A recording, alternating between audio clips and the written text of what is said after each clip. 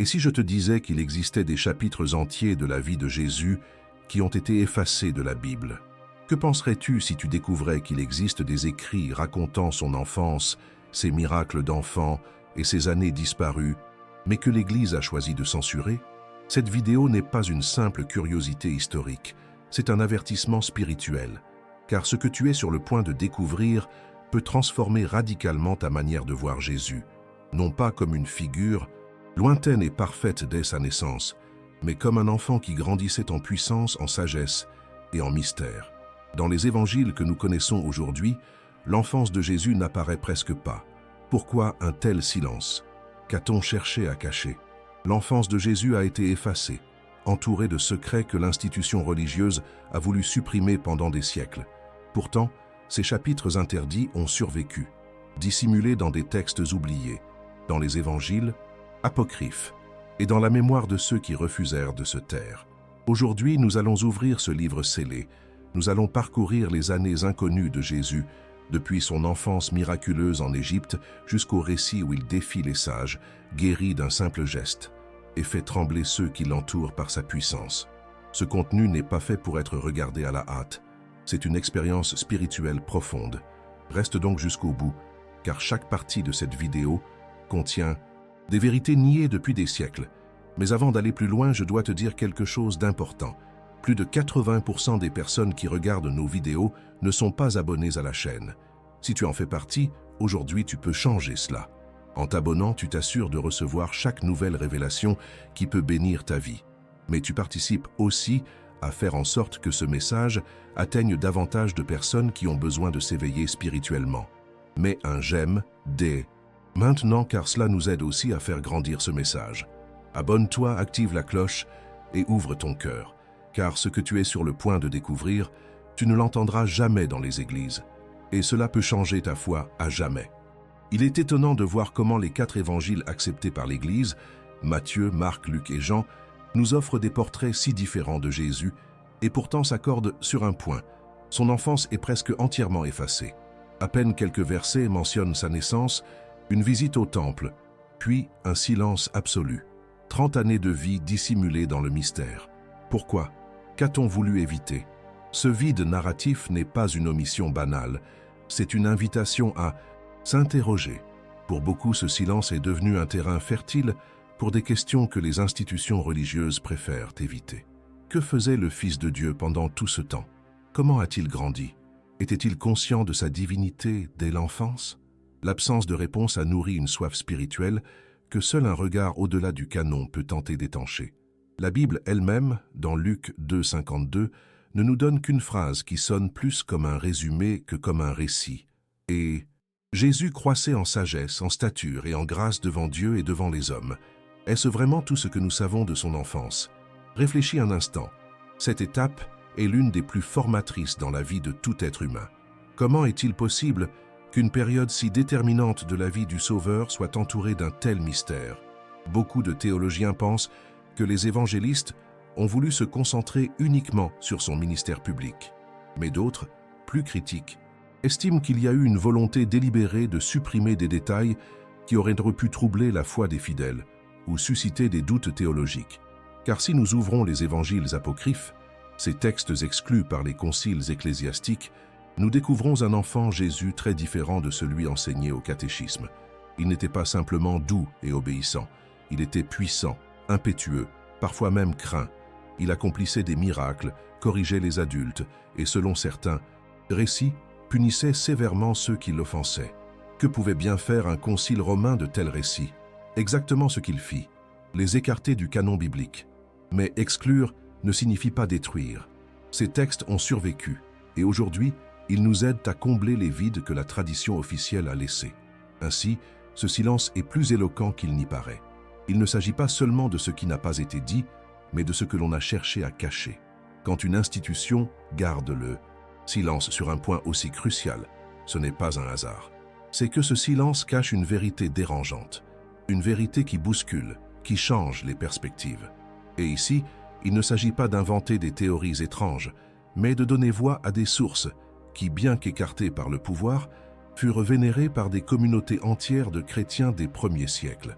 Des communautés qui ne voyaient aucune contradiction à ce qu'un Jésus enfant manifeste déjà le surnaturel. Alors, la grande question demeure. Qu'avons-nous gagné et qu'avons-nous perdu en ignorant son enfance? Ne serait-il pas plus proche de notre expérience humaine de comprendre que Jésus a lui aussi été enfant, qu'il a connu les doutes, les apprentissages, les moments de frustration et d'émerveillement? Ce vide narratif ne touche pas seulement notre compréhension historique, il affecte aussi notre foi. Car un sauveur qui a été enfant peut nous parler plus intimement, nous enseigner depuis la racine comment vivre spirituellement dans ce monde. Et si cet enfant Jésus a été occulté, alors il est temps de partir à sa recherche. Imagine un instant avoir entre les mains un livre qui raconte les miracles de Jésus, mais non pas lorsqu'il était déjà adulte prêchant en Galilée, mais lorsqu'il n'était encore qu'un enfant courant dans les rues de Nazareth. C'est précisément ce que nous découvrons dans un texte surprenant et profondément controversé, l'Évangile de Thomas l'Enfant, également connu sous le nom de Évangile de l'enfance, un manuscrit ancien exclu de la Bible, mais vénéré par de nombreuses communautés chrétiennes primitives. Dans ces récits, Jésus apparaît comme un enfant rempli de puissance, capable de modeler la réalité d'une simple parole, mais aussi comme un petit être imprévisible, encore en apprentissage pour maîtriser sa propre divinité. L'un des récits les plus frappants raconte que Jésus, jouant avec de l'argile, façonna 12 petits oiseaux et, d'un ordre de sa voix, les fit s'envoler. Évangile de Thomas, chapitre 2. Une scène absente des évangiles canoniques, mais qui porte une forte charge symbolique. Le Créateur continue de créer, même dans l'innocence d'un enfant. Dans une autre histoire, un garçon le bouscule en jouant, et Jésus le maudit, l'enfant meurt. Oui, tel que tu l'entends. Un miracle avec une conséquence terrifiante. Plus tard, Jésus ressuscite ce même enfant, montrant que même le Fils de Dieu devait apprendre à user de sa puissance avec miséricorde. Ces récits peuvent choquer, mais ils révèlent une vérité essentielle. L'enfance de Jésus fut réelle, intense, divine, mais aussi profondément humaine. Pourquoi ces textes furent-ils censurés? Beaucoup de chercheurs estiment que c'est parce qu'ils présentaient un Jésus trop puissant et trop imprévisible. Un Jésus qui ne correspondait pas à l'image adoucie que les institutions religieuses voulaient imposer. Un Jésus capable de corriger un maître se trompant dans l'enseignement de l'alphabet, comme on le lit également dans cet évangile. Peux-tu imaginer un enfant de 6 ou 7 ans contredisant un sage devant tout le monde? Cela ne bouleverse pas seulement les cadres religieux, mais aussi les structures de pouvoir. La solution la plus simple fut donc de qualifier cet évangile d'hérétique et de le bannir des lectures officielles. Mais ce qui disparut de la doctrine ne fut pas effacé de l'histoire. Cet évangile fut traduit, recopié et conservé en plusieurs langues, grec, syriaque, latin, ce qui signifie que des milliers de croyants dans les premiers siècles trouvaient réconfort, admiration et foi dans ces récits. Alors, pourquoi les ignorer? Il ne s'agit pas de remplacer la Bible, mais d'ouvrir les yeux sur la complexité des premiers chrétiens qui ne voyaient pas dans ce Jésus enfant une menace, mais une révélation progressive de la divinité. Pour eux, il n'était pas hérétique de croire que le Sauveur avait eu une enfance extraordinaire. C'était, au contraire, une cohérence spirituelle. Et si nous acceptons que ces textes puissent contenir une part de vérité, fût-elle symbolique ou spirituelle, alors nous devons aussi accepter que Dieu agit dans l'ombre, dans ce qui fut rejeté, dans ce que beaucoup jugent scandaleux. Jésus lui-même fut rejeté par les siens, Jean 1,11. Il n'est donc pas surprenant qu'une partie de son histoire ait été rejetée de la même manière. L'important aujourd'hui est de regarder avec des yeux nouveaux, sans crainte, et de laisser l'Esprit Saint nous révéler ce que chaque récit, même oublié, peut encore nous enseigner. Car souvent la foi ne se trouve pas dans ce que tous acceptent, mais dans ce que seuls quelques-uns osent explorer. Lorsque Joseph, averti en songe, prit Marie et l'enfant Jésus pour fuir en Égypte, il n'imaginait sans doute pas que ce voyage deviendrait l'un des chapitres les plus mystérieux de toute la vie du Messie. Ce qui, pour beaucoup, n'était qu'un simple refuge temporaire, fut pour d'autres un temps sacré d'apprentissage, de révélation et de contact avec des secrets millénaires. L'Égypte n'était pas un lieu ordinaire. C'était le berceau de sagesses anciennes, de sciences occultes, de temples colossaux et de mystères divins que l'humanité n'a pas encore totalement percés. Mais qu'a fait Jésus durant ces années cachées sur la terre des pharaons? Matthieu 2, 14, 15 nous offre à peine un aperçu. Joseph se leva, prit de nuit l'enfant et sa mère, et se retira en Égypte. Et il y resta jusqu'à la mort d'Hérode. Mais au-delà de cela, le silence règne de nouveau. Et ce silence nous pousse à chercher dans des sources extra-bibliques, dans la tradition orale copte, dans les récits apocryphes et dans les échos mystiques transmis jusqu'à nos jours.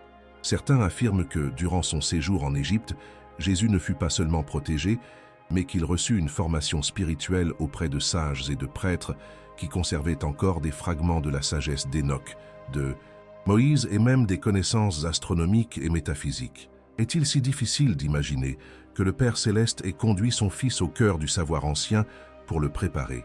Les traditions occultes racontent que le jeune Jésus marcha parmi les pyramides, qu'il reçut des enseignements sur le temps, l'âme et le corps humain, qu'il lui fut révélé le pouvoir des mots, la signification des symboles, la connexion entre le ciel et la terre. L'Égypte où arriva Jésus n'était pas seulement celle des esclavagistes de l'Exode. C'était aussi l'Égypte qui avait accueilli Joseph, le rêveur, et où Moïse fut instruit dans toute la sagesse des Égyptiens. Acte 7, 22. Cette même Égypte aurait pu être un terrain fertile pour l'éveil spirituel du Messie. La tradition copte, surtout dans ses monastères les plus anciens, garde encore des récits sur les lieux où la Sainte Famille se serait arrêtée.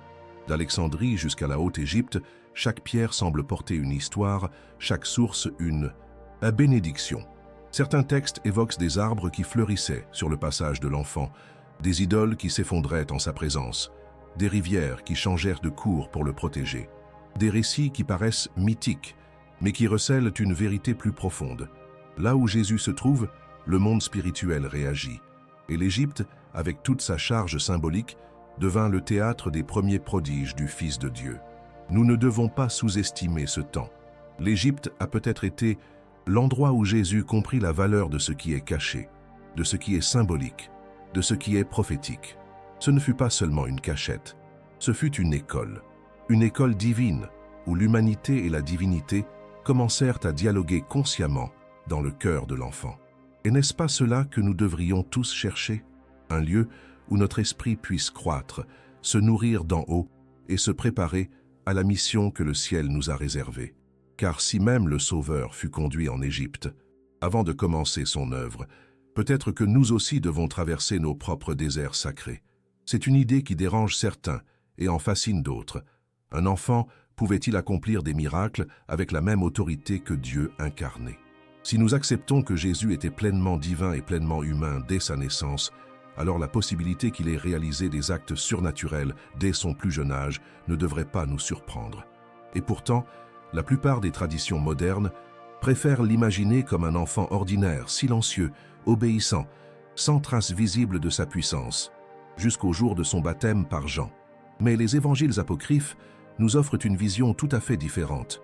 Là, l'enfant Jésus est une force spirituelle active, capable de transformer, de guérir, de créer et, dans certains cas, de corriger avec une autorité troublante. L'un des récits les plus connus, tiré encore une fois de l'évangile de Thomas l'enfant, raconte comment Jésus fabriqua des moineaux en argile un jour de sabbat, et réprimandé pour avoir enfreint le jour sacré, les fit s'envoler comme de vrais oiseaux. Ce miracle possède un immense poids symbolique. Le pouvoir créateur, propre à Dieu seul, se manifeste déjà dans son enfance. Dans une autre scène, un enfant le frappe en jouant et Jésus le maudit, l'enfant tombe mort. Ce n'est que lorsque Joseph intervient que Jésus comprend la nécessité de tempérer sa puissance. Ici se révèle quelque chose de crucial, une enfance marquée par la divinité, mais aussi par l'apprentissage de son usage. Car oui, Jésus était Dieu, mais il croissait en sagesse, comme le dit Luc 2, 52. Et croître implique un processus, des ajustements, du discernement. Cette image nous met mal à l'aise, un enfant capable de donner et de reprendre la vie. Peut-être, parce qu'elle nous oblige à voir Jésus non pas seulement comme une figure de sainteté, mais aussi comme une présence disruptive, imprévisible, intensément vivante. Il n'était pas un ornement religieux, mais une réalité agissante, même avant d'avoir prononcé son premier sermon. Dans ces récits, l'enfant Jésus ne se contente pas de guérir des malades et de restaurer des vies. Il démontre également son autorité sur les éléments, les lois physiques et même la perception de ceux qui l'entourent. C'est comme si la divinité ne pouvait attendre de se révéler, même dans la fragilité d'un corps d'enfant. Ces récits, bien qu'ils ne fassent pas partie du canon, nous transmettent une leçon puissante. Dieu n'attend pas notre maturité pour agir. Il agit quand il le veut, comme il le veut, même à travers ceux qui sont encore en formation. Combien de fois avons-nous pensé ne pas être prêts pour une mission? Combien de fois avons-nous dit « je suis trop jeune » ou « il me manque de l'expérience ». Mais si Jésus a pu manifester sa puissance dès l'enfance, pourquoi ne pourrions-nous pas, nous aussi, être des instruments divins dès maintenant? Le problème, c'est que notre esprit religieux impose des limites que Dieu lui-même n'a pas posées lorsqu'il a choisi de s'incarner en un enfant. Accepter que Jésus ait accompli des miracles dans son enfance, c'est accepter que le royaume de Dieu ne connaît pas d'attente, que le ciel agit dans le quotidien, dans le petit, dans l'inattendu, et que chacun de nous, quel que soit son âge, peut devenir un canal de la puissance céleste. Tout comme cet enfant marchait parmi des adultes incapables de comprendre ce qu'il voyait, nous aussi marchons au milieu de miracles que nous ne reconnaissons pas. Mais si nous aiguisons notre foi, peut-être pourrons-nous voir que Dieu a toujours agi, même dans l'enfance.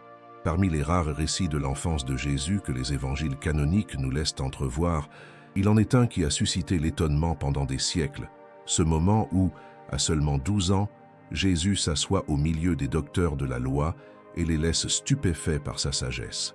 Luc 2, 46-47 le décrit ainsi. Au bout de 3 jours, ils le trouvèrent dans le temple, assis au milieu des docteurs, les écoutant et les interrogeant. Et tous ceux qui l'entendaient s'étonnèrent de son intelligence et de ses réponses. Cette scène ne révèle pas seulement une curiosité intellectuelle précoce, mais une autorité spirituelle qui défiait déjà la hiérarchie religieuse dès son plus jeune âge. Imagine un enfant entouré d'hommes âgés, experts de la Torah, maîtres consacrés du temple, de Jérusalem, l'interrogeant, et lui répondant avec la profondeur de celui qui connaît le cœur de la loi mieux que quiconque. Ce n'était pas un enfant ordinaire, c'était la parole incarnée, dialoguant avec ceux qui avaient consacré leur vie à l'interpréter. Il ne se contentait pas d'écouter, il questionnait, il remettait en cause, il proposait de nouvelles façons de comprendre le sacré. N'est-ce pas exactement ce que ferait tout envoyé divin? Déstabiliser l'ordre établi, repousser les limites de la compréhension humaine, ébranler les colonnes du dogme. Mais au-delà de l'épisode relaté par Luc, les évangiles apocryphes suggèrent que ce n'était pas un cas isolé. Selon des textes comme l'évangile arabe de l'enfance et d'autres manuscrits coptes, l'enfant Jésus aurait eu des rencontres régulières avec des sages, des maîtres et même des astrologues. Dans certains récits, il corrige avec fermeté un maître qui lui enseigne mal l'alphabet, et celui-ci, humilié et stupéfait, reconnaît qu'il est en présence de quelqu'un qui en sait plus que lui. Ces récits ne cherchent pas à ridiculiser la sagesse humaine, mais à montrer que la véritable sagesse vient du ciel et qu'un enfant envoyé par Dieu peut l'incarner pleinement. Ce genre de narration dérange, car elle place l'enfant Jésus comme une figure d'autorité spirituelle dès toujours. Il n'a pas attendu d'avoir 30 ans pour prêcher, ni d'être baptisé pour discerner. Dès son plus jeune âge, il confrontait, avec amour et fermeté, ceux qui croyaient tout savoir de Dieu. Et cela nous laisse une leçon profonde. Parfois, les réponses ne viennent pas de ceux qui portent des titres, mais de ceux qui possèdent une connexion directe avec le divin. Parfois, la vérité ne réside pas dans l'institution, mais dans la révélation silencieuse d'une conscience éveillée. L'enfant qui débattait avec les rabbins ne cherchait pas à montrer sa puissance, mais à enseigner l'humilité. Dans son innocence, il nous a révélé que la véritable sagesse ne consiste pas à répéter des formules, mais à aimer la vérité, à chercher de tout son cœur et à se laisser guider par l'esprit. Jésus, dès l'enfance, nous a montré que la connaissance n'est pas le privilège de quelques-uns, mais un don de Dieu pour ceux qui la désirent sincèrement. Et cela nous pousse à nous demander, écoutons-nous aujourd'hui ceux qui n'ont pas de voix? Et si le prochain sage que Dieu veut utiliser avait 12 ans et vivait dans ta propre maison? Nous arrivons maintenant à l'une des questions les plus délicates et en même temps les plus révélatrices. Pourquoi l'Église a-t-elle décidé de cacher les textes qui parlaient de l'enfance de Jésus? Qu'y avait-il dans ces pages considérées comme trop dangereux pour être partagés avec le peuple de Dieu? La réponse, bien que dérangeante, est claire. L'enfance de Jésus, telle qu'elle est racontée dans les évangiles apocryphes, ne rentrait pas dans le moule doctrinal que l'Église voulait construire. Pendant des siècles, les conciles et les hiérarchies ecclésiastiques ont décidé ce qui devait entrer dans le canon biblique et ce qui devait être réduit au silence pour toujours. Beaucoup de textes décrivant un Jésus enfant miraculeux, provocateur, porteur d'une sagesse céleste dès son plus jeune âge, furent étiquetés comme hérétiques.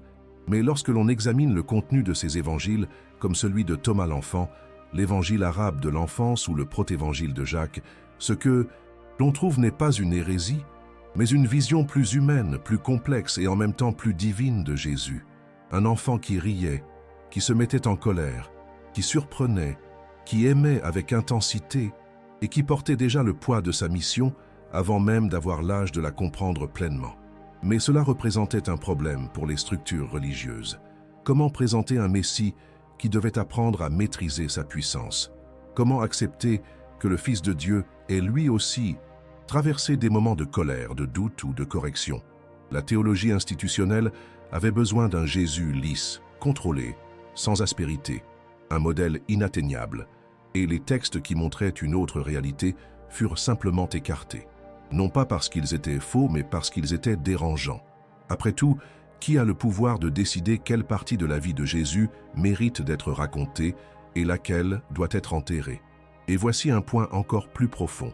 Beaucoup de ces textes ne furent pas perdus par accident, mais systématiquement exclus, persécutés et discrédités, souvent sous l'accusation d'être inspirés par le diable. Mais si l'histoire nous a appris quelque chose, c'est que lorsque le pouvoir religieux craint quelque chose, il préfère le déclarer dangereux plutôt que de permettre au peuple de l'examiner par lui-même. Cette censure spirituelle, bien qu'enveloppée dans un discours de protection doctrinale, a appauvri notre compréhension de Jésus. Accepter cette réalité ne signifie pas rejeter la foi ni attaquer l'Église. Cela signifie rechercher une foi plus profonde, plus honnête, plus libre, une foi qui n'a pas peur des questions ni des histoires oubliées. Jésus lui-même a dit « Il n'y a rien de caché qui ne doive être révélé, rien de secret qui ne doive être connu. » Luc 12, 2. Peut-être que le moment est venu pour que ces parties occultées de sa vie refassent surface, car la vérité ne peut être enfermée pour toujours, et lorsqu'il s'agit du Sauveur du monde, chaque détail, même son enfance, compte plus que ce qu'on nous a fait croire. Parler de l'enfance de Jésus, ce n'est pas seulement raconter des anecdotes oubliées ou redécouvrir des textes interdits. C'est se confronter à l'une des tensions les plus profondes de la théologie chrétienne. Comment la plénitude de la divinité et la réalité de l'humanité pouvaient-elles coexister dans un seul enfant? Jésus était-il un enfant feignant d'apprendre, sachant déjà toutes choses comme Dieu, ou bien un enfant qui vivait réellement le processus humain de la croissance, tandis que son âme divine s'éveillait pas à pas? Cette question est loin d'être secondaire, car de sa réponse dépend une grande partie de notre compréhension de l'incarnation, de l'amour de Dieu et de notre propre relation avec le Sauveur. La tradition chrétienne affirme que Jésus était vrai Dieu et vrai homme, mais nous réfléchissons rarement à ce que cela signifiait dans son enfance. Qu'éprouvait-on en étant un enfant doté d'une conscience céleste? Pleurait-il de peur? S'émerveillait-il du monde? Apprenait-il de ses erreurs, comme tous les enfants? Les textes apocryphes nous montrent un enfant qui agissait avec puissance, mais aussi avec des émotions humaines. Il ressentait la joie, la colère, la tendresse, la frustration. Un enfant qui pouvait se tromper dans l'usage de son pouvoir, puis apprendre à le canaliser avec amour. Et cela ne diminue en rien sa sainteté. Au contraire, cela nous le rend plus proche. Voir Jésus comme un véritable enfant profondément humain nous libère d'une spiritualité rigide qui exige la perfection dès le départ. Car si même lui a traversé un processus, si même lui a dû apprendre à s'accorder avec son entourage, alors nous aussi pouvons accepter nos propres cheminements sans culpabilité. Il ne s'agit pas de justifier nos erreurs, mais de comprendre que la sainteté n'est pas l'absence d'humanité, mais la pleine présence de Dieu au cœur de celle-ci. La grandeur de Jésus n'a pas été d'éviter la condition humaine, mais de l'embrasser, depuis le berceau jusqu'à la croix. C'est là que l'image de l'enfant Jésus acquiert une force transformatrice. Un enfant qui était Dieu, oui, mais qui a aussi grandi, qui est tombé et s'est relevé, qui a eu besoin de sa mère, qui a cherché son père dans le silence, qui a choisi d'apprendre avant d'enseigner. Un enfant qui, comme tous les autres, fut façonné par son environnement, mais qui, portait en lui l'étincelle éternelle du Verbe. Cette combinaison de divinité et de vulnérabilité nous révèle une spiritualité profondément incarnée, une foi qui ne flotte pas dans les cieux, mais qui marche sur la terre, avec des pièces de chair et de sang.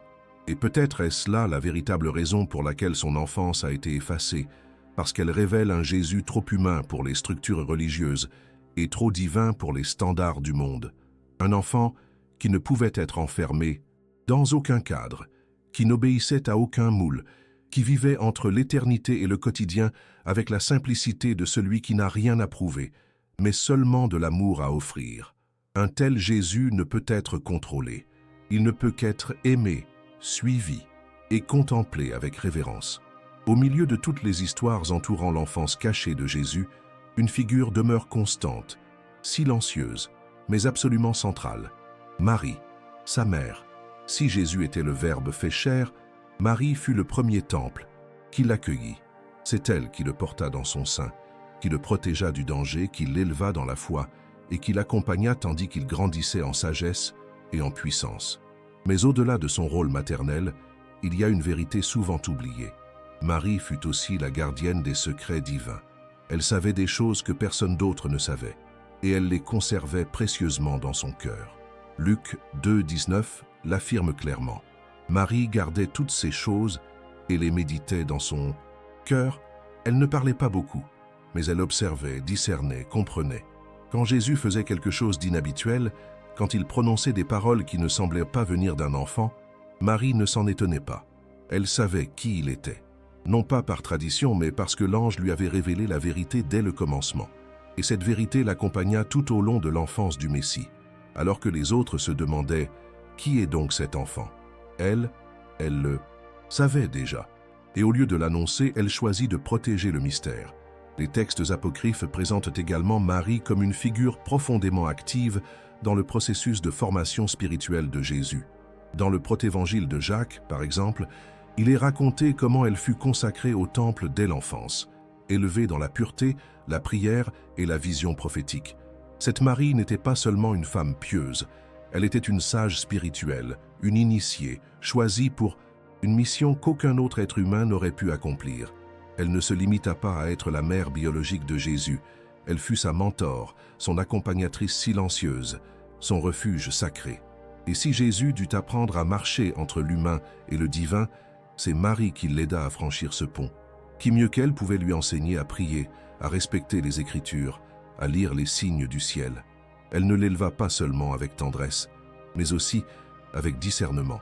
Chaque geste, chaque regard, chaque silence de Marie était un acte de foi qui formait la conscience du Fils de Dieu. En elle, Jésus vit pour la première fois comment se vit une spiritualité incarnée, comment on aime sans condition, comment on garde le mystère sans avoir besoin de tout expliquer. Marie, ainsi, n'est pas seulement la mère du Sauveur, elle est la première disciple du mystère, la première à croire sans preuve, la première à comprendre sans signe visible. Voilà pourquoi, lorsque nous contemplons l'enfance de Jésus sous cette perspective, nous ne pouvons manquer de regarder Marie avec des yeux nouveaux, non pas comme une simple figure décorative des crèches, mais comme la femme qui porta le plus grand secret de l'humanité et le protégea de toute sa vie. Car tandis que beaucoup cherchèrent le Messie dans le tumulte du monde, elle le tenait dans ses bras. Et cela, en soi, est déjà un enseignement éternel. La plupart des gens pensent que le ministère de Jésus commence soudainement vers ses 30 ans, lorsqu'il est baptisé par Jean et commence à prêcher. Mais, et si je te disais que tout ce que Jésus accomplit à l'âge adulte fut le résultat d'une préparation spirituelle silencieuse commencée dès son enfance? L'enfance de Jésus, cette étape que l'Église a choisi de taire, ne fut pas un simple temps d'attente. Ce fut un entraînement céleste. Ce fut le processus par lequel le Fils de Dieu fut formé dans le secret pour se manifester ensuite au grand jour.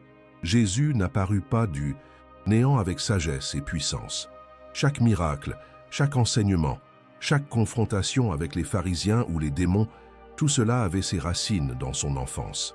Dans sa vie auprès de Marie et Joseph, dans son séjour en Égypte, dans les textes qu'il lut, dans les songes qu'il reçut, dans les prières qu'il adressa en solitude. Sa communion avec le Père n'était pas un hasard, mais une intimité cultivée depuis son plus jeune âge. Imagine un enfant qui comprenait déjà qu'il n'appartenait pas totalement à ce monde. Un enfant qui, en jouant, dialoguait aussi avec le ciel, qui apprenait à être homme sans jamais oublier qu'il était aussi Dieu.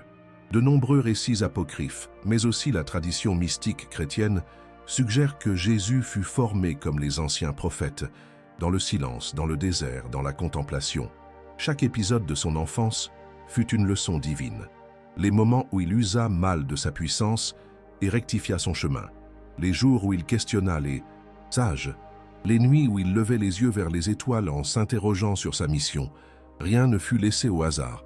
Chaque étape le rapprochait de la croix, mais aussi de la gloire. Et si cela nous paraît surprenant, c'est peut-être parce qu'on nous a appris à ignorer ce processus sacré. Dieu n'improvise pas. Tout comme il prépara Moïse dans le palais de Pharaon, David parmi les brebis, Joseph dans le puits et la prison, il prépara aussi Jésus dès l'enfance, dans des lieux cachés, auprès de personnes simples, à travers des routines ordinaires. Voilà une grande leçon pour nous. Ne sous-estime pas ton aujourd'hui, même s'il paraît insignifiant. Dieu peut être en train de t'entraîner, de te former, de te façonner pour quelque chose de bien plus grand que tu ne peux l'imaginer. De la même manière que le Messie fut façonné dès l'enfance, toi aussi tu es préparé, jour après jour, pour une œuvre divine. Ainsi, l'enfance de Jésus ne fut pas un simple prélude, mais la fondation. Elle fut le socle de son ministère, l'incubateur de sa puissance, le laboratoire spirituel où son âme grandissait en communion avec le Père. Et quand nous le voyons sous cet angle, nous comprenons que Dieu n'est jamais pressé, mais qu'il ne perd jamais de temps. Chaque détail compte, chaque expérience, chaque silence, chaque apprentissage. Et si Jésus eut besoin d'être préparé, combien plus toi et moi? La bonne nouvelle, c'est que si le ciel a entraîné le Messie dans le secret, il peut aussi être en train de t'entraîner en ce moment même, sans que tu le saches. Après avoir parcouru ces chapitres oubliés, ces récits rejetés par les conciles et réduits au silence par la tradition, une question devient inévitable. Et si la vérité sur Jésus ne se trouvait pas seulement dans les textes acceptés, mais aussi, et peut-être surtout, dans ceux qui furent perdus? Et si ces histoires, aussi choquantes ou surprenantes qu'elles paraissent, cachaient des clés spirituelles capables de transformer notre foi? Il ne s'agit pas de remplacer la Bible, mais de s'ouvrir à la possibilité que Dieu ait aussi parlé dans ce qui fut marginalisé. Et cela demande du courage spirituel. Bien souvent, ce que l'on qualifie d'hérésie n'est rien d'autre qu'une vérité en avance sur son temps. Ainsi en fut-il des prophètes, des martyrs, de tant de sages et de saints persécutés pour avoir proclamé ce que personne ne voulait entendre. Alors, pourquoi s'étonner que l'enfance de Jésus ait été dissimulée? Peut-être parce qu'elle contient une lumière si puissante que seuls ceux qui cherchent avec un cœur pur peuvent la supporter. L'enfant Jésus que nous découvrons dans les évangiles apocryphes n'est pas moins saint. Il est plus proche, plus humain, plus déroutant, plus libre. Et si cela est vrai, la question change. Ce n'est plus « pourquoi ces textes ont-ils été cachés ?» mais « qu'essaie-t-on d'empêcher que nous découvrions ?» Peut-être craint-on que, connaissant le Jésus enfant dans toute sa complexité, nous ne soyons plus disposés à accepter une foi passive ni un évangile domestiqué, car un Messie qui, dès l'enfance, questionne, agit, guérit, se met en colère et aime, nous oblige à vivre une foi incarnée, réelle, vivante. Une foi qui ose dépasser le dogme pour toucher le cœur de Dieu dans sa profondeur. Cette réflexion finale ne cherche pas à te convaincre d'accepter tous les évangiles perdus comme des vérités absolues. Mais elle t'invite à écouter avec d'autres oreilles, à y regarder avec d'autres yeux et à discerner avec l'esprit. Car bien souvent, les grandes vérités de Dieu ne se trouvent pas dans ce qui est répété depuis les chairs, mais dans ce que l'âme découvre lorsqu'elle ose poser des questions. Jésus a dit « Car quiconque demande reçoit, celui qui cherche trouve, et l'on ouvrira à celui qui frappe. » Matthieu 7, 8. Alors pourquoi ne pas chercher aussi dans ce qui fut nié? Si tu es arrivé jusqu'ici, c'est peut-être parce qu'il y a en toi une inquiétude divine, un appel à briser les moules et à plonger dans l'histoire sacrée avec une liberté spirituelle. Que cette exploration ne s'arrête pas avec cette vidéo, qu'elle soit le commencement d'un éveil, d'une soif sainte de connaître Jésus dans toutes ses étapes, même celles que d'autres ont décidé de cacher. Car parfois, les pièces manquantes du puzzle sont celles qui donnent tout son sens à l'ensemble. Et maintenant que tu connais cette part cachée de la vie de Jésus, je veux te poser une question. Penses-tu que l'Église a eu raison d'effacer ces textes ou crois-tu que nous aurions dû les connaître depuis toujours? Laisse ton avis sincère dans les commentaires. Je veux te lire et découvrir ce que cette vidéo a éveillé en toi. Si ce contenu a touché ton âme, mets un « j'aime » dès maintenant, car cela aide ce message à atteindre beaucoup plus de personnes. Et rappelle-toi, plus de 80% de ceux qui nous regardent ne sont pas abonnés. Si tu en fais partie, abonne-toi dès maintenant et active la cloche pour ne manquer aucune révélation qui peut bénir ta vie. Chaque abonnement contribue aussi à porter la parole à davantage de cœurs. Et si tu veux continuer à découvrir des vérités cachées que l'on ne t'a jamais enseignées dans l'Église, ne pars pas,